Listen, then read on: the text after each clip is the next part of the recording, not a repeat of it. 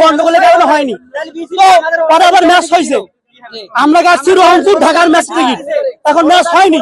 আজকে খেলা দেখার জন্য আসছি, কেটে গেছি, টিকিট শো করছি। ওনারা বলে যে এই টিকিটে যাওয়া যাবে না, তোমরা বিসিবির সাথে কথা বলো। আমরা বিসিবির লোক কোথায় পাবো? আমরা সাধারণ লোক বিসিবির লোক কোথায় পাবো? আমরা গার্মেন্টসে চাকরি করি, হ্যাঁ, কেউ ছাত্র আছে, অনেক কষ্ট করে টাকা ম্যানেজ করে আমরা আসছি, 2 ঘন্টা চাকরি করে আসছি বিসিবি নাটক দেখার জন্য। হ্যাঁ, বিসিবি নাটক দেখার জন্য আসছি আমরা। আমাদের টাকা ব্যাগ দেন, আমরা টিকিট করে ঢুকতেছি।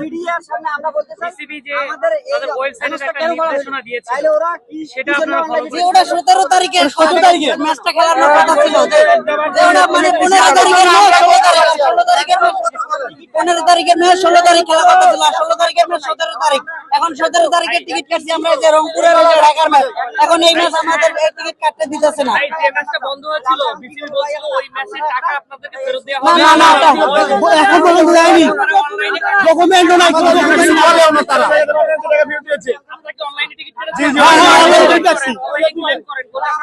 অনলাইনে চেক করছি, পরে টিকিট দিতেছে, টিকিট